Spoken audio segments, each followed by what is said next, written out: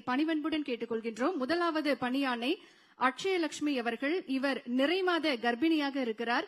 மாண்புமிகு தமிழ்நாடு முதலமைச்சர் அவர்கள் மேடையிலிருந்து கீழே இறங்கி சென்று அட்சயலட்சுமி அவர்கள் இருக்கக்கூடிய இடத்திற்கே பணி நியமன ஆணையை வழங்கி சிறப்பிக்க இருக்கின்றார்கள்.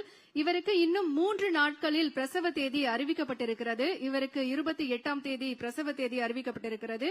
இன்றைக்கு நம்முடைய மாண்புமிகு தமிழ்நாடு முதலமைச்சர் அவர்களின் திருக்கரங்களால் பணி நியமன ஆணையை பெற வருகை தந்திருக்கிறார்.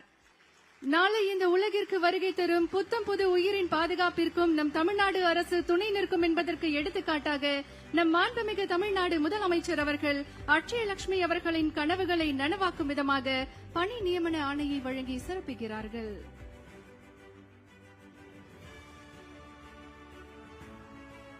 ஒரு தாய் தன் குழந்தையை கைப்பிடித்து வாழ்க்கை பாதையில் நடத்திச் செல்வது போல தமிழ்நாடு அரசும் பெண்களின் கனவுகளுக்கு கரம் கொடுத்து சாதனையின் உச்சிக்கு கொண்டு செல்கிறது.